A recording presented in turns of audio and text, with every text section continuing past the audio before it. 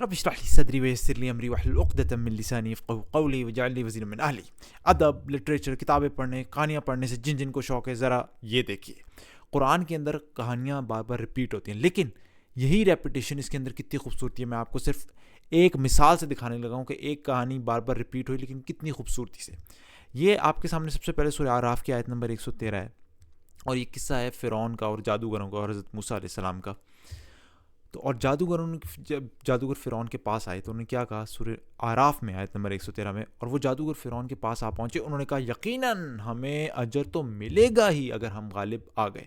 اب میں آپ کو دکھانے لگا ہوں دوسری صورت جو ہے، جو کہ صورت الشعراء ہے، اس میں یہی قصہ سورہ نمبر 26 کی آیت نمبر 141 میں کس طرح فرمایا گیا. اس میں کہا گیا تو جب جادوگر آپ پہنچے تو انہوں نے فرعون سے پوچھا کہ کیا ہمیں انعام ملے گا اگر ہم غالب آ گئے. اب آپ دیکھیں، فرق دیکھیں ذرا کہ سورہ اعراف کے اندر تھوڑی سی ایک ڈومینیٹنگ ٹون تھی جادوگروں کی. انہوں نے کہا ہمیں یقیناً ہمیں تو اجر تو ملے گا ہی اگر ہم غالب ہوئے. لیکن یہاں سورہ شعراء میں فرعون کا گویا کہ تھوڑا سا دبدبا تھا. وہاں پہ کہا گیا، پوچھا کہ کیا ہمیں انعام ملے گا اگر ہم غالب. تو اب میں آپ کو یہ دکھانا چاہ رہا ہوں کہ یہ فرق کیوں. ایک جگہ کہا انہوں نے تھوڑا ان جادوگروں کا تھوڑا دبدبا تھا، انہوں نے کہا یقیناً اجر تو ہمیں ملے گا اجر. لیکن سورہ شعراء میں فرعون کا دبدبا تھا، انہیں پوچھا کہ کیا ہمیں انعام ملے گا. تو اب آپ سبحان اللہ، تو ان دونوں ہی صورتوں کو میں کمپیئر کر کے مختلف جگہوں سے آپ کو کہانیوں کے ٹکڑے دکھاؤں گا کہ جہاں جہاں فرعون پست تھا اس کا اتنا دبدبا نہیں تھا، پوری کہانی میں وہ فرعون کا دبدبا نہیں نظر آ رہا. اور جہاں فرعون کا دبدبا تھا سورہ شعراء میں سورہ 26 میں، وہاں ہر جگہ فرعون کا ڈومیننس اور اس کا غلبہ نظر آئے گا.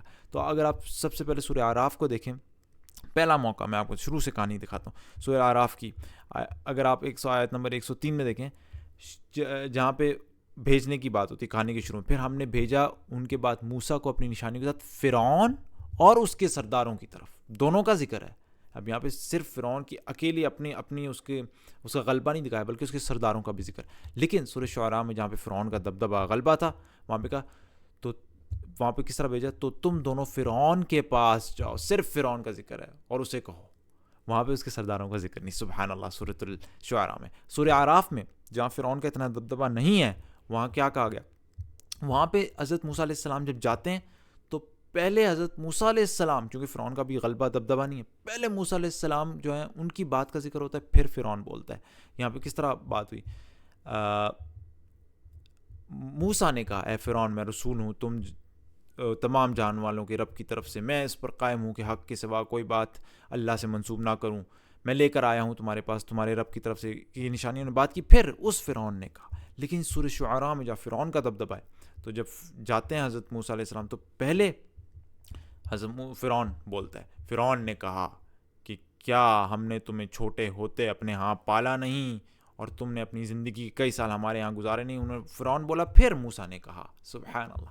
اچھا، یہاں چونکہ فرعون کا دبدبا تھا. اچھا، سورہ اعراف میں جہاں پہ فرعون کا دبدبا نہیں ہے، اتنا ظاہر نہیں کیا گیا اتنا، وہاں پہ آپ دیکھیں جب موسیٰ علیہ السلام اپنے معجزات دکھاتے ہیں، انہوں نے اپنا عصا پھینکا اور اپنا ہاتھ گریبان سے نکالا، تو وہاں چونکہ فرعون کا اتنا وہ زور نہیں دکھایا جا رہا کہانی میں، تو فرعون کی قوم کے سرداروں نے کہا یہ تو واقعتاً کوئی بہت ماہر جادوگر ہے، یہ چاہتا ہے کہ تمہیں تمہارے ملک سے نکال باہر کرے.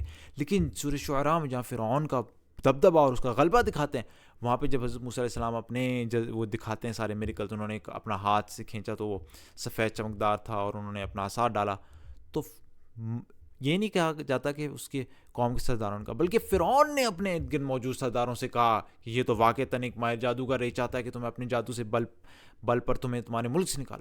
یہاں فرعون بول رہا ہے. سبحان اللہ. اچھا، اب جہاں سورہ اعراف میں جہاں پہ فرعون کا دبدبا نہیں ہے، اس میں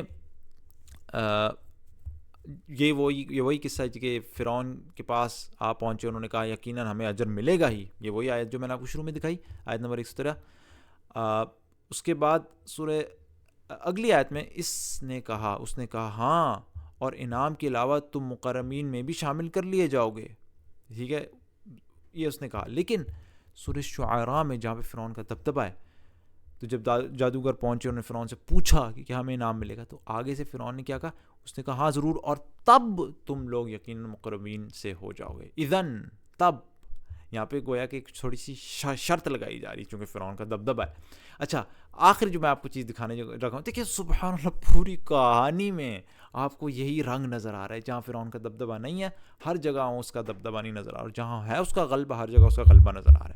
آخر جو مثال دکھانے لگا ہوں وہ سورہ اعراف کی آیت نمبر 116 میں جب جادوگروں کا مقابلہ ہوتا ہے حضرت موسیٰ علیہ السلام کے ساتھ, تو وہ جب ڈالتے ہیں اپنی لاٹھیاں وغیرہ یا وہ جو بھی اپنے جادو کرنے کے لیے ڈالتے ہیں, تم ڈالو. جب انہوں نے ڈالا جادوگروں نے تو لوگوں کی آنکھوں پر جادو کر دیا, اور انہوں نے ان حاضرین پر دہشت طاری کر دیا اور ظاہر کر دیا بہت بڑا ان کے جادو کی تعریف ہو رہی ہے. لیکن سورہ شعراء میں جہاں فرعون کا غلبہ دکھایا جا رہا ہے وہاں پہ کیا ہوا, تو انہوں نے پھینک ڈالی اپنی رسیاں اور لاٹھیاں, اور پھر کیا ہوا, اور کہا فرعون کی عزت کی قسم یقیناً ہم غالب رہنے والے ہیں. یہاں پہ فرعون کی عزت کی قسم کھاتے. سبحان.